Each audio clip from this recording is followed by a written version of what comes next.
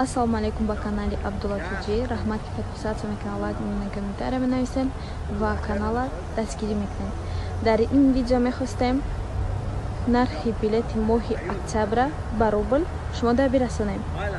Москва душанбе аз 20,000 то 23,000.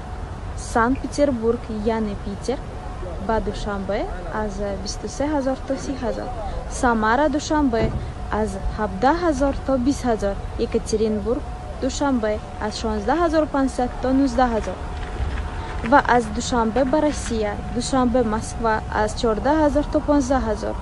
душанбе Санкт-Петербург яъне Питер аз 19,000 то 20,000. душанбе Самара аз 14,000 то 15,000. душанбе Екатеринбург аз 17,500 то 19,000. ва шаҳрое ки нархоша нагуфтем метонен дар видео Абдулло мемона номерора телефон кунем бипурсем. Дар паноҳи Аллоҳ бошем. Абдуллоҷон, ина мо соқу саломат дар Казан расидем. Ина бачаҳои Ҳисор. Хоб, ина чӣ гуфтани? Абдулло, ҳазор раҳмат бародар. Мақсад мо аэропорти Пулково, Санкт-Петербург билет гирифтем. Казан иншоаллоҳ як ним соат пас полёт мо сар мешавад. Як ҷаҳон ташаккур ба ҳамо бародаре ки ҷавоб метад телефонора, беҳад рафтори хуб, муомилаи нағз. ҳазор раҳмат ба ҳамо бародарое ки хизмати мардуми тоҷик мекунанд. аввал хусус мардуми тоҷик зинда бошанд, дар ҳар ҷое бошанд, худшона эҳтиёт кунанд, кор кунед, худтона эҳтиёт кунед, ба ватан баргардем. мо иншоаллоҳ ина сафар мекунем. худо нигаҳбон. ина бародаро ягон пурсбанд дошта бошед. Ассалому алайкум, акай Абдуллотиҷе. Чӣ гуфтанем? Ба мардуми муҳоҷир, ба мардуми ғариб гуфтанем ки ба дили пур мо билет гирифтем. Акай Абдуллотиҷе, иншааллоҳ ки да сафар дорем. ай Пулково Казан омадем. ай Казан иншоаллоҳ бо сафар мекунем душанбе. ба дили пур кадоме ки билет гира бачаҳои муҳоҷир ба дили пур билет бигира. ягон ҷои фанду фремш нестай. ягон ҷои чизам нестай, шаку шубҳашам. худованд ҳамаро ба муроду мақсадаш бирасона. бародари тоҷик, бародари ғариб, худованд ҳамаро насиб рӯзӣ кунад. ҳамин рӯзоро ки ба пеши падару модару ба пеши зану фарзандашон баргарданд. Билетора чанди кай гирифте? билетора як ҳафта пеш 16,000.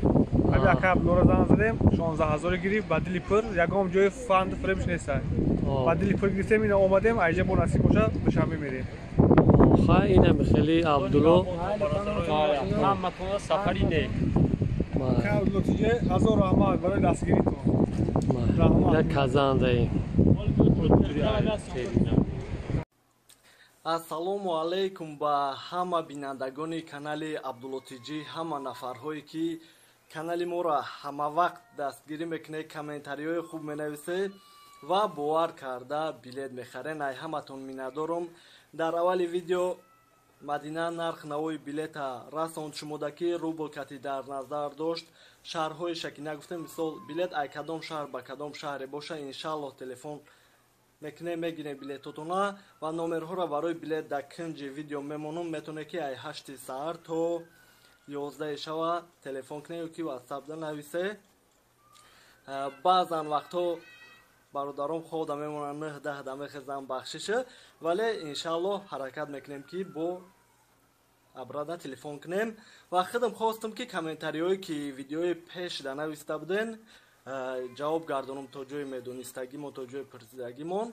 ва мехонем: салому алайкум, возвращен народина чанд қад срок дора ака? ай вақте ки мегирен як моҳ срок дора. мисол худтон медонед ки возвращен народина одамое мегиранд ки документҳошона гум мекунанд ё ки ягон варақи паспортшон сабаби варақи паспорт кандагӣ боша, ай таможнӣ мегардонанд. ҳаваи нафарҳо мегиранд. як моҳ срок дора. агар течение як моҳда набромадем, бо мерем продлеват мекунем, бо мақсад ки продлеват карда мешавад як моҳи дигар. хоб, салому алейк, ай Тоҷикистон омадан ай кӯдаки 1,5 билет мегирӣ? бале, мисол ами кӯдак чанд қай боша, як моҳай, ду моҳай, вайдам билет мехарем, вайдам посадочный метиҳам, вайдам ручной 5 кило мумкин то 2 солара. ай 2 сола боло ранги одами калон багаж мегира. то 2 солая Somon Air 600 рублай, российский компания 1000 рубл мегирад ва ай 2 сола боло шид Somon Air 50%, компанияи российский 75% мегирад. салому алейкум акай Абдулло, илтимос ҳамин саволи ман ба ҷавоб тед. Ман раҳим телевизор мешуд ручной бурдан дар самолёдако. Бародарҷонум, ручной чанд видеом да нишон додагем ки мақсад майда фикр мекунем ки телевизор ҷон намегира, вале багажда рой карда метонен. Багажтонам боша барои телевизор отдельно платит мекунен, мегирен мебарен ва фикр накунен ки мешкана, барои ки самолётам ҳастаи багажҳое ки мисол ҳама якҷоя бо ҳастаи багажҳое ки нигоҳбарид мекунад, яъне ки чие ки мешкана отдельно мемонанд ва иншаллоҳ бе ташвиш мегирен мебарен. кадоме ки ҳамин коммента мехона ё Абдуллоака ҷавоб битен. Ман дар Москва 5 солда мондум. ҳар як сол патент кадестам, лекин миграсиони 2019 солай. чӣ мешавад агар ман Тоҷикистон бурам? Проблема намешавад дар аэропорт? Не бародарҷон, вақте ки шумо документ карда боше ҳамаш 100% боша, бе ташвиш метавонед равед. Одамҳоеам ки документ надоранд ё ки мисол гаштестиянд, главни ҳаракат кунед, штраф накунед, барои ки рафта омадестиям бе ташвиш. агар штраф ки карден документам надошта бошед, документам дошта бошед, депортатсия мекунад дита зиёд. Ассалому алейкум ака мада поиска омадаги акай мада поиска омадагиай, лекин дасташда нагирифтагиай 2 паспорт дора. Русӣ бо тоҷикӣ загран омада наметона, ба заграни тоҷикӣ омада наметона бахшиш. бародарҷону, мисол дар видеои пештарам гуфтем ки одамое ки поиска омадагиай гардондестиянд мегардонанд. Ассалому алейкум акай Абдулло, брат, ма як подписчики хтонум, як видеотонда дидум, қапидиянта сабабаш чӣ буд, братан ҷон, агар махфӣ набошад?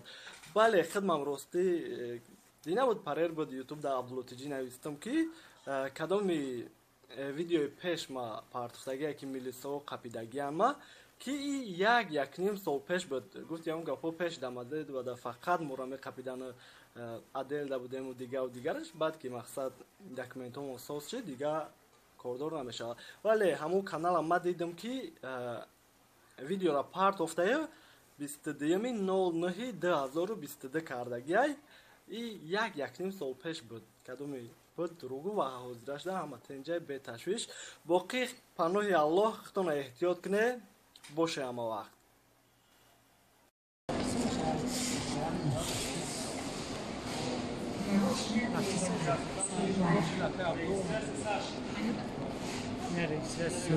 Registrazione.